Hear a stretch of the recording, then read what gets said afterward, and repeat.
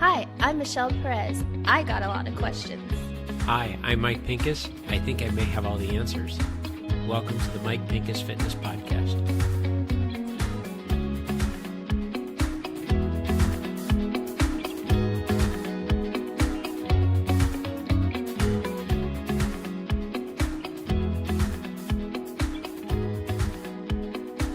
Hi, welcome to today's episode of the MPF podcast. So Mike, you've been a fitness trainer for 32 years, training clients in home, and all of a sudden, out of nowhere, we have this idea to do the podcast. So tell us why.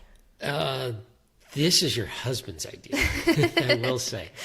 That is true. Back to my one client that I was telling you about with, he worked with Amgen. Mm-hmm. And he probably put the bug in my ear in terms of speaking about fitness. Mm-hmm. And, you know, and so you take that information, then you take the information of my wife and I sitting down with our financial planner years ago and mapping out our future. And the first question was, when do you plan on retiring? Mm-hmm. And Lisa will tell you tomorrow for her, and I would tell you I have no plans. Yeah. Not that I hadn't thought of it, but what am I going to do? Yeah.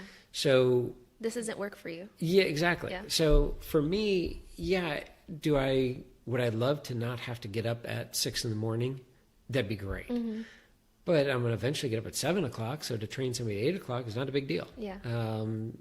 You know, my first one's at 7:15, so I get up at 6. It's not that hard, but I would like to stay up a little bit later and watch a little more TV if I had to, or if I could. But the reality is that I love training my clients, and I will always train clients, but I would also love to share the information of 30 plus years with more people. Yeah. And so my envision was, my bucket list envision, way out there is, boy, I would love to travel all over the world and talk about things I've heard, things I've said, things I've read as a fitness trainer to anybody that is willing to listen, and do big, huge lecture halls. I can envision what it would look like. And, you know, people laugh at me and they say, doesn't that make you nervous to speak in front of a group? I can envision 20, 30,000 people sitting there and listening to me talk about my passion for fitness and things I've learned and things I've heard and said, and the myths, dispelling the myths. The myths alone is a whole afternoon. Yeah, of there's things. A lot of them. It's crazy. So that was kind of always the end goal. And going back to my client that had said, one day that's what you'll do, it's now reality. I can see it going, okay, this could actually work. This could be really cool. In the back of my mind, there's still that kid from Chicago that, who am I? Yeah. I'm not a celebrity trainer. I'm not a huge, well-known trainer outside of the town I live in. I've trained some amazing people, but they're amazing to me. I don't know if they're amazing to anybody else. But more than that, I've seen what fitness can do for a huge population. Fitness is one of the only things that I can think of is whatever you give it, you get in return. Yeah. If you give it 100% effort, you will get it in return. You can't put $100 in the bank and guarantee you're getting $100 back. There's just no guarantee. It may be $1,000, it may be $3. Yeah. But fitness, you put in the effort and the consistency. And I don't care if it's the worst wrong thing that you're doing. Like by the books, like it just doesn't make any sense, but you're consistent about it, you're going to get results. Now, my goal is to guide everybody down an easier path and say, okay, well, we tried this. We tried this in the 70s, in the 80s. This is just being rebranded. So that's always been the big picture. On the front side of it, I thought, write a book. And so one weekend, I remember in particular, and I have to look at my notes, but I believe it's in 2006. So we're talking 13 years ago now. I decided, well, I'm going to write a book. And I think I start on Friday and I'll be done on Sunday. Because, I mean, I'm just going to write what I speak. Yeah. It's going to be fast. And just start typing away. That took 2 years to actually finish it. Not 3 days. Not 3 days. I'm like, wow, this is a lot harder than I thought. Yeah. And the problem is that I go off on tangents. And it's the way I speak. It's the way I train my clients. I always bring it back, but good luck following me. Yeah. And so I wrote the book. I sent it off to an editor. She sent it back and said, this is horrible. You got to redo this. I'm like, go at it. You know what I want. Just do it. Mm-hmm. And so she sent it back and I made back and forth, correct. Needless to say, it's been sitting in my computer untouched for at least 12 years now. Wow. And I looked at it not too long ago and said, okay, that's not the book I would write today. Mm-hmm. It's completely different. Not that the information is different. Actually, the information is the same. Yeah. It's just, it doesn't flow the way I want. Mm-hmm. So I happen to ride a Franco bicycle, one of the best bicycles ever made. And your husband, Jonathan, was or works at Franco. And I had done a lecture/workshop for Franco, a small, local shop out here, a company that, they design bikes and so forth and build. And I had stopped in, a few months back, and just to get my bike work done. Mm-hmm. And Jonathan and I started talking, and I knew Jonathan was very big into writing, and somehow something came up about writing a book. And I said, man, I would love somebody just to interview me and them write the book. And they'll get all the credit for writing, and I'll get the credit for speaking, because I'm not a writer. And lo and behold, the next thing I know, he reached out and said, I got some ideas. What about a podcast? And my first thought was like, seriously, we need another freaking podcast. Mm-hmm. But I can say, do we need another book? Yeah. Like how many books are out there on fitness and health and nutrition and working out? And again, who am I? Mm-hmm. Do we need another podcast? Like really? I had no idea what podcasts were not too long ago. So, but then, in his vision, is a very refresh look at it and very refreshing take on it of this fits in with everything. Right. People need to see you speak. They need to hear you speak, because that's where your passion comes out. Mm-hmm. It can come out in the book on words, and I'm going to let him do all that, because ultimately he's going to write it. But it made sense to me initially. Yeah. And then I talked to my wife, Lisa, and I said, this is what we're thinking. Lisa's always been a huge supporter of everything and anything I've ever done within the fitness industry. That's awesome. And she said, okay, out of all of your harebrained ideas, this is the best. Yeah. This one makes sense. There's nothing you need to prepare. Mm-hmm. You're ready. Yeah. You know how to talk. Just go for it. Yeah. Like there's nothing you need to research. And I said, okay, then that's great. Next was my two girls, who they both listen to podcasts. I was waiting for both of them to say, okay, you do not need another podcast. That's really a dumb idea. But nope, they both said, this is great. You absolutely should do it. Mentioned to a couple clients. Most of my clients don't even know. Matter of fact, when they hear this, it'll be their first time even knowing that this was an idea. Yeah. But a few of my clients that I did reach out to also thought, perfect idea. So the idea behind the podcast is, like we kind of talked about, is dispelling myths. Yes. And I would say as a fitness trainer, that's predominantly what I do in the beginning. When I first meet a client, they are coming to me through referral. Mm-hmm. And it can be a referral from a physical therapist, a chiropractor, or a medical doctor, and they're coming to me from a point of injury. Mm-hmm. And one of those three doctors have gotten them to the point of they're back to normal, if you will. Yeah. And now I just have to take over and get them from normal to being super healthy, moving better, and so forth. But they're injury-free. So what got them to that injury point could have been exercise, doing an exercise improperly, working out improperly in general, or just bad movement patterns. That's one type of referral. Another type of referral is I helped a client lose some body fat.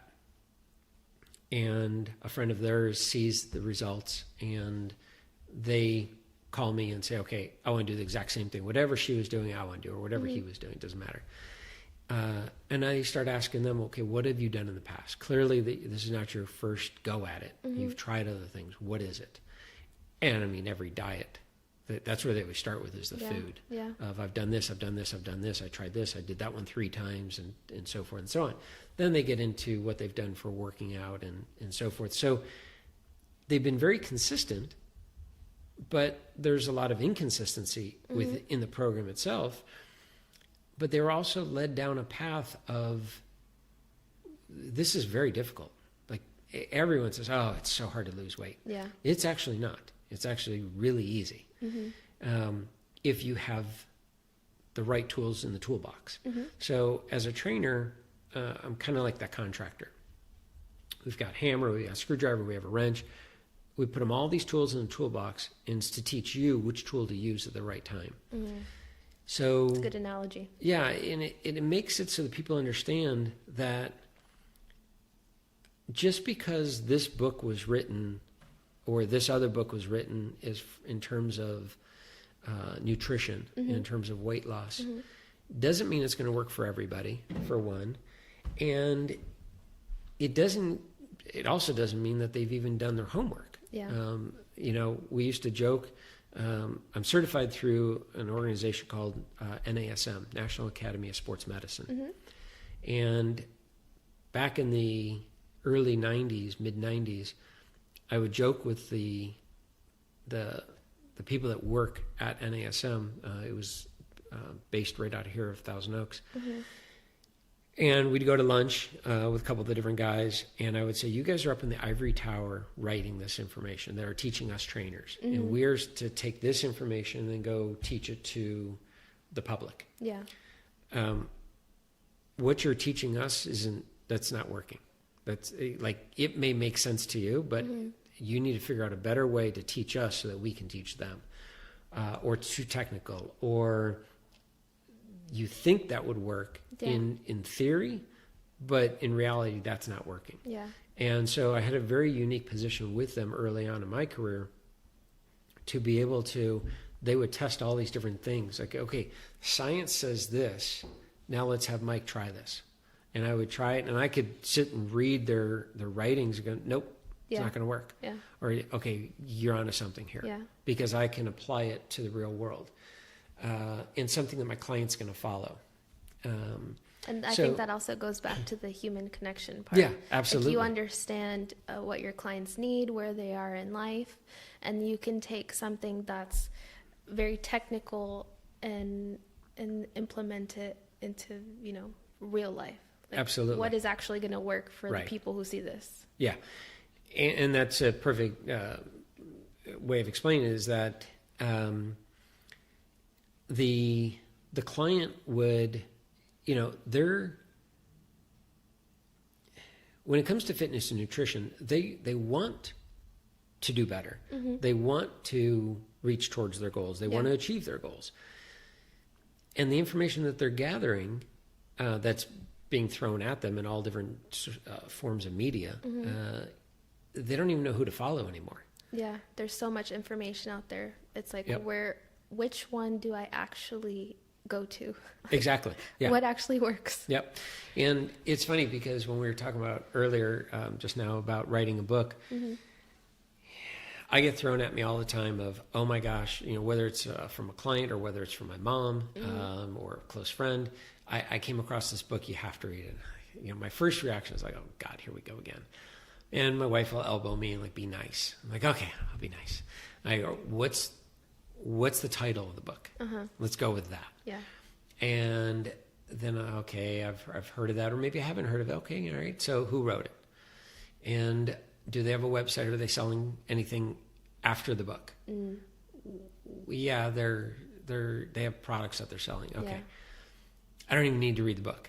I can tell you the reason they wrote the book is to sell the products on their website. Right. Conflict of interest, in my opinion. And again, these are just my opinion. Yeah. I'm not the end-all, be-all by any means. My next question, again, always before I even crack open the book, and I ask the person, have you read the book? Yes. Do you understand it? Yes. Do you feel this book is being taught at a university level? The information that they are teaching is being taught at a major university on health and nutrition. I don't know, they answer. Well, it should be. Okay, so it makes sense to you, yes. And there's nothing hard to do. Well, I mean, if I had to give up carbohydrates, I guess it'd be kind of hard. Okay, there's a problem right there. That would be very hard. Very hard. And that's one I just pick on because that's the latest thing right now in the news. So if it's being taught at a university level and you happen to buy the book at Barnes & Noble or on Amazon, I'd be surprised, okay? Because typically what's being taught at a university level, they're all teaching about the same stuff. And I mean, we're going to go into great detail about what this podcast is all about, but I'm just going to throw this one out there for you. When it comes to nutrition, okay, and it comes to talk about, let me back up real quick. When a client comes to me, they will say that some are very honest and say, I need to lose body fat and I want to look better. Others will disguise that same information with, I just want to feel better. And I'll ask them, well, do you care about the way you look? No, I don't care about the way I look. And they're lying to me. They're lying to themselves because it's who we are. It's our nature. Yeah. So, okay, that's fine. The reality is that if everyone had a little less body fat and a little bit more muscle, and I'm not talking drastic here, everyone would move better, everyone would feel better.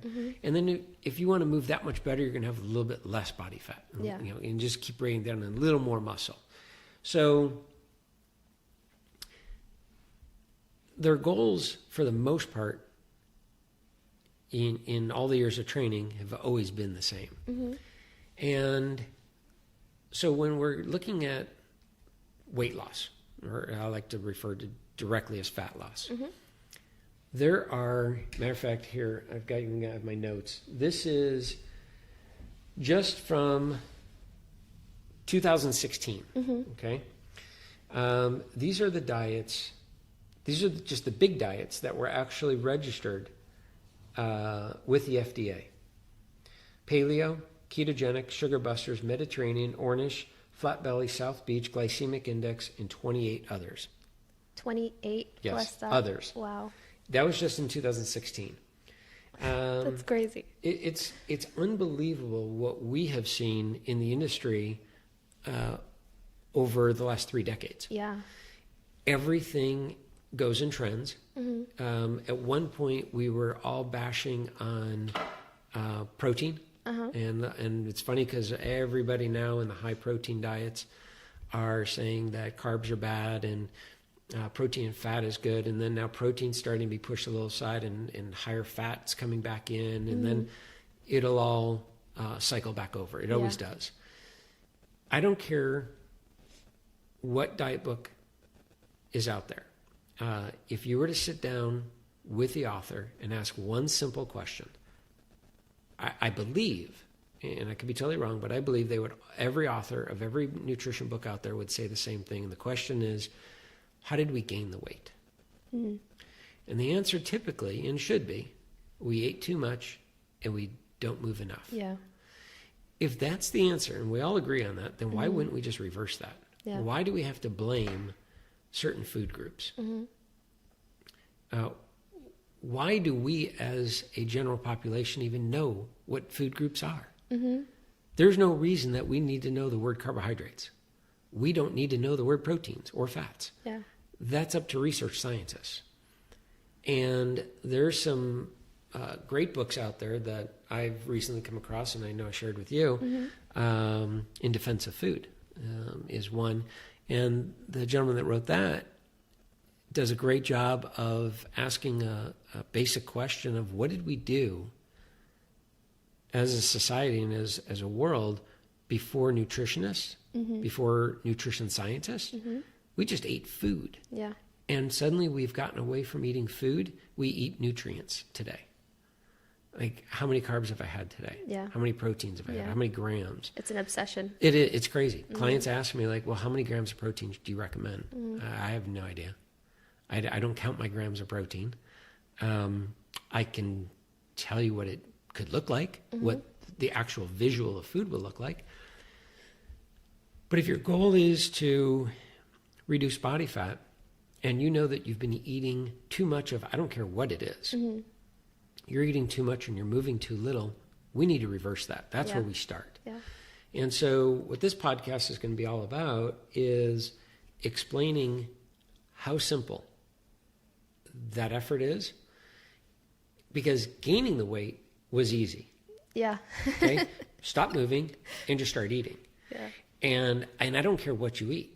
You know, if somebody says, "Oh, I want to gain weight," again, everyone out there is going to agree. Eat a lot of food and don't move. Yeah. Okay, we all agree with that. No one said eat a lot of carbs, a lot of protein, a lot of fat. Just eat a lot of food. Yeah.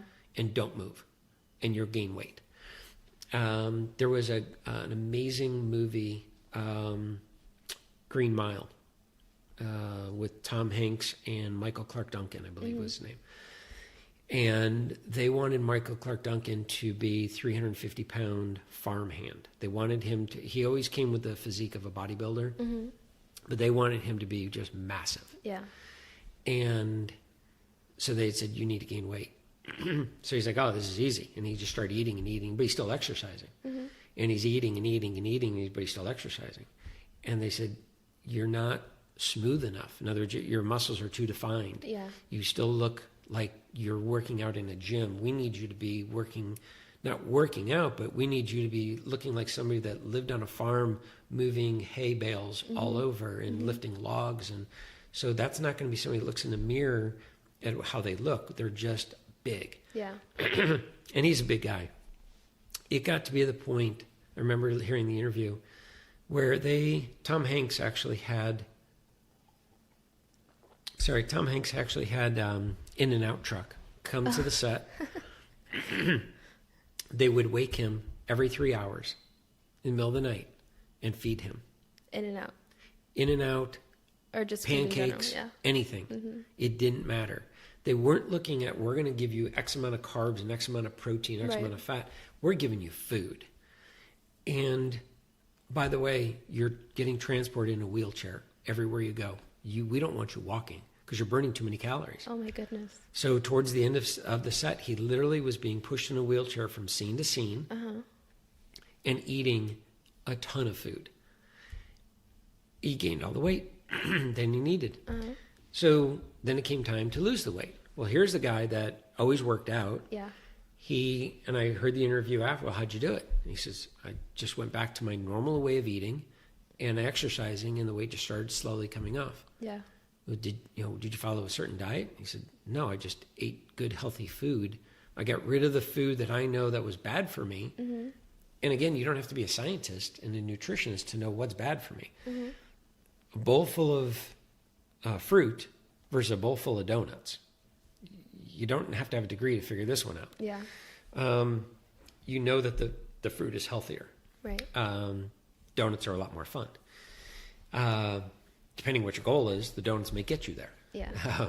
So I found it fascinating listening to this interview that here's this guy that has no formal education, but figured out what everyone else is writing books about that can't figure it out. Yeah. And going back, and we kind of talked about in another podcast of why me? Who am I to be saying all this stuff? I'll be, and people will probably look this up, and I'll be the first to tell them, so they don't have to Google and find this out. I went to high school. I have no formal education in a university. I did not go to college. I partied in a lot of colleges my senior year of high school. That might count. Yeah, that may count. I have spent the last 3 decades of reading anything and everything I can get my hands on. So again, you go to a formal institution, which both my girls and my wife went to, and I have nothing against by any means. you're given books to read and write papers and study and take a test and so forth. So short of writing the thesis paper, I've done all of that. Yeah. And well, it can also be said that the knowledge you've learned, you've implemented. Exactly. Which I think is a great way to instill the things that you've learned into your life. Like, absolutely. Like you internalize it, or that's the word, you apply it better. Yeah. There was a book that was given to me by a good friend of mine. He said, I really want you to read this. This totally makes sense. And these two guys, they have their PhD. Mm-hmm. I'm like, oh, great. And so I read it. And I remember I finished reading it, and I fought through the whole thing of it. And I called him and I said, first off, your words to me were, this makes sense. Now, he did not spend 30 years plus in the fitness industry. Mm-hmm. I said, what made sense to you about this? I said, because this is so technical. I'm shocked that you understood 10% of this. Yeah. He said, well, it just seems like they know what they're talking about. I said, okay, seeming they know what they're talking about versus actually knowing what they're talking about and applying it are completely two different things. Exactly. And he said, well, they have their PhDs. And I said, and that's my biggest problem with me writing a book. Mm-hmm. I don't have a PhD. I don't have a master's. I don't have a bachelor's. But I have years of experience in the trenches of telling you this diet, that whatever this diet over here, diet A is, mm-hmm. that all of these people are touting is the best diet out there. I will tell you why it's not going to work long term. And yes, will you lose weight? Any diet you go on, you can lose weight. Yeah. There's no question. Yeah. Is your goal to lose weight for a movie? Because that's where a lot of celebrities will endorse a certain diet, mm-hmm. because they're getting paid $20 million. Yeah. And they have 12 weeks to lose X amount of weight. Yeah, that diet's going to work. I'll be the first to tell you, it's great. And then when you see them over the summer and they're like, whoa, man, they blew up. Yeah. No, they didn't blow up. They're back to eating normal lifestyle. And that's actually what they normally look like. And unfortunately, celebrities endorse a lot of these diets. Mm-hmm. And it makes sense for somebody writing a book to get a celebrity endorsement. Yeah. There's no question about it. Get it trending. Absolutely. Mm-hmm. But are they going to be able to sustain this for a lifetime? And if your goal is to lose weight and never see it again, there's only one way. Yeah. And it would be the shortest book I've ever written. Calories in, calories out. And there are people out there, again, with a PhD. I saw a YouTube of a guy dispelling the myth of calories in, calories out. And I'm just sitting there going, and he's getting very science and very technical. Yeah. And I'm like, okay, yeah, this makes sense, but you're wrong. Mm-hmm. Like, I don't know how else to tell you, but you're wrong. If you don't believe me, look at the facts of, take the movie, the TV show Survivor. Yes. Okay. Mm-hmm. You get all these people and look at them from day one to 16 weeks later and look at how they look. Mm-hmm. And you cut food away from them and you make them move more. Yeah. What do you think happened? And they do some crazy amount of movement. Too. Crazy amount of movements. And they're very limited on food. Yeah. Less calories and more movement. They all lost body fat.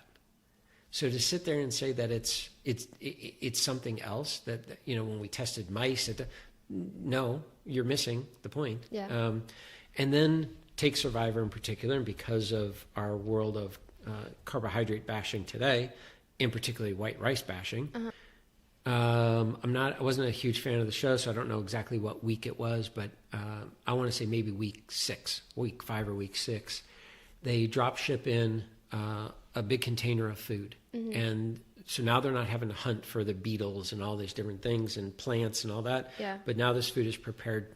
And the first thing they all went to, there was carbohydrates, there's protein and fat. Now it's not labeled carbs, protein. Right. But it was labeled rice, mm-hmm. and I believe chicken, and I believe maybe there was some fruit or whatever it was. Mm-hmm. Everybody went crazy over the rice. Why? The human body is looking for that fuel source to fuel it. So the brain needs glycogen, mm-hmm. Needs glucose to fuel it. It makes us happy. Mm-hmm. Why do we eat a donut? It makes us happy. Yeah. Okay, you eat too many donuts and you got a problem. But and it's not to say everyone should be eating a donut to feel happy. Yeah. But I've never met somebody that ate a donut and right at the time, are you miserable? Yeah, I'm just so miserable. I mean, this donut is just the best tasting thing, but I'm miserable. Yeah. It doesn't happen. Yeah. So there's other ways that, we should be going about that. But in any case, they all went for that white rice. And, and the experts would be out there going, oh my gosh, I can't believe they gave him white rice. That's the worst thing they should, if anything, it should have been whole brown rice and with, the naturalist form and this and that, which then leads you into white rice is bad for us.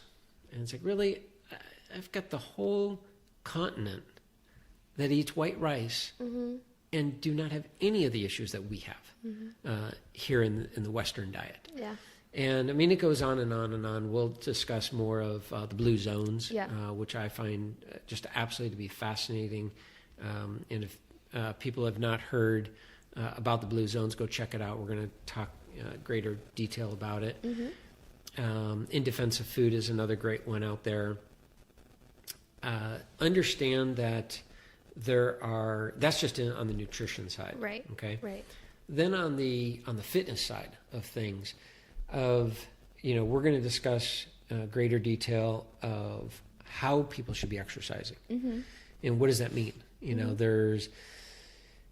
I don't know if it's as big today in 2019 as it was in the end of 2017, it was very big, and maybe it's starting to fade out a little bit, but high intensity, what we call HIIT training, high intensity interval training. And that was the sensation that if you did not walk out of the gym in tears and or sweating, or feeling like you're going to just pass out, you weren't successful. I mean, this is just crazy. I mean, if that's your goal and that's what you want to do and that's your style of training and you love that and you feel great and you're getting your results, great. But for the moms, grandmothers, and grandfathers and aunts and uncles out there that are just the everyday person going, okay, if that's what I have to do, forget it. I'm not interested. Because most people have this all or nothing attitude. The TV show The Biggest Loser. Everyone sees all these people losing a lot of weight, and then they see them, gaining all the weight back. And say, see, look at that. Well, if it's going to happen to them, it's going to happen to me. Why bother? Well, wait a minute. That was a TV show. They were given 1,380 calories a day. I know the person that actually did the actual training of them. They essentially starved them, and they ran them and worked them out 6 to 8 hours a day. What do you think was going to happen? Now, there's a reason that they went to that drastic measures, because it's a TV show. Now, there's other TV shows that did it the right way, and they took a year. Okay, they didn't do it in 12 or 16 weeks. So there's a bunch of myths in terms of not just the nutrition side, that's the biggest part of it, but in terms of what we should be doing for exercise. How hard should we be exercising? How many days a week should we be doing it? How long should each session be? What type of equipment we should be using? Why is it more beneficial to run out on the street or on the trail versus on a treadmill? But there's benefits to a treadmill as well. So there's all these things that need to be broken down for people to understand and be able to take in and say, okay, I now have all the tools in my toolbox, and I will know why I've gotten to my goal or why I haven't gotten to my goal. And we will dispel all of everything in between. So instead of saying, I don't know why I can't get to my goal, instead you will hopefully, deep into this podcast, you will say to yourself, I now get it. This totally makes sense. And as a trainer, that's really what I think a trainer's job is we go and we educate ourselves, and now we have to learn how to communicate this information best to the client. I want my client to be able to explain to their friends what I do for them. And if I do my job, they can explain why this makes sense instead of saying, well, my trainer told me to do that. Right. Because then I haven't done my job. Yeah, that's true. Well, I'll tell you what, I'm super excited for everything that I'm going to learn personally, because I consider myself to be very new into the wellness world. And, I also have a passion for learning everything I can. So I'm noticing a little bit of a trend in what our audience can expect for future podcasts. And before I kind of break that down, I just want to say that I think that this podcast is going to be a great vehicle for you to be able to get your knowledge out there, because you sure do have a lot of knowledge to share. Thank you. So with that, I think that a couple of things that our audience can expect, like you mentioned earlier, dispelling myths in the fitness industry, nutrition myths that are out there. And another important thing that I think is crucial for our audience to know is that a healthy lifestyle, it's simple, it's easy. And that's something that you also touched on earlier. And it's easy and it's accessible to everyone, and it's important to also know that because of that, you can make lasting lifestyle changes. Like, it's not just going to be a trend, like, oh, let me just do this diet or this exercise and for like 6 weeks and then go back to the old way or whatever. Exactly. Yeah. So I think that that's something that this podcast will be able to do. Perfect. So I'm very excited. I love it. I'm excited myself. Awesome. Well, we'll talk to you guys next time. Thanks for tuning in. Thanks, guys.